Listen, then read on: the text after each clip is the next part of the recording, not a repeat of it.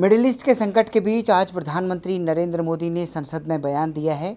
उन्होंने साफ तौर पर कहा है कि देश में किसी भी चीज़ की कमी नहीं होने दी जाएगी। इसको लेकर विचार मंथन भी हुआ है और सरकार की पूरी तैयारी भी है। मेरे साथ बातचीत करने के लिए मौजूद हैं बृजमोहन अग्रवाल जी। आप भारतीय जनता पार्टी के सांसद हैं छत्तीसगढ़ से। सर, प्रधानमंत्री नरेंद्र मोदी ने कई बातें कही। आज तकरीबन 35 मिनट तक उन्होंने अपनी बात रखी। क्या कहना चाहेंगे कि अब एक तरीके से स्थिति कहीं पर भी कोई कंट्रोल, सब कुछ कंट्रोल में है, कोई दिक्कत नहीं आएगी? देखिए, मोदी जी ने इसी बात को कहा है कि सिर्फ भारत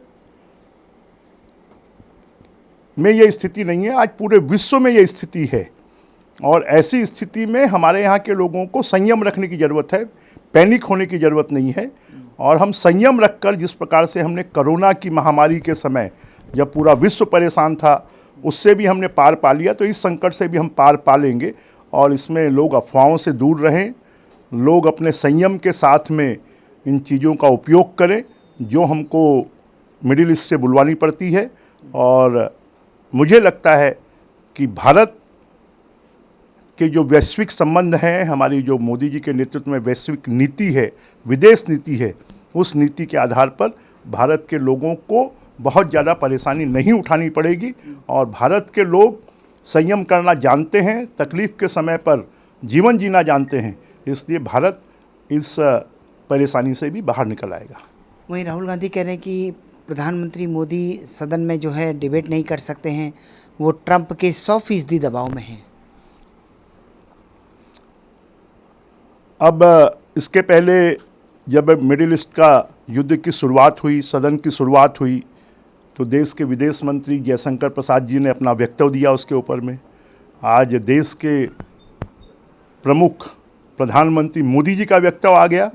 उस वक्तव्य के बाद मुझे लगता है कि इस प्रकार की बातें करना बेईमानी होगी और देश में ज़बरदस्ती पैनिक पैदा करना होगा। और इस प्रकार की बातें बंद कर सहयोग कर सबको साथ में मिलकर और इस संकट से निपटने की तैयारी करना चाहिए। वहीं दूसरी तरफ अमेरिका ने कहा है कि वो अगले 5 दिनों तक हमला नहीं करेगा। जो ईरान के बिजली फैसिलिटीज़ पर, बिजली जो केंद्र हैं उन पर हमला करने की उसकी बात थी, वहीं ईरान कह रहा है अमेरिका डर गया है।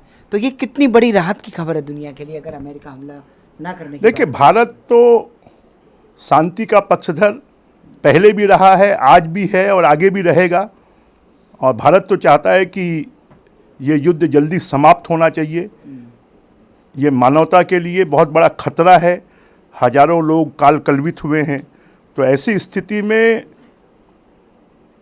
अब ये अमेरिका, इजराइल और ईरान के समझने की बात है कि उनके कारण पूरा विश्व परेशान हो रहा है और इस युद्ध को तुरंत रुकना चाहिए।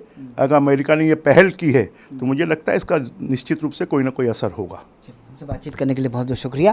कैमरा पर्सन मुकेश के साथ ललित नारायण कांडपाल, टोटल न्यूज़, दिल्ली।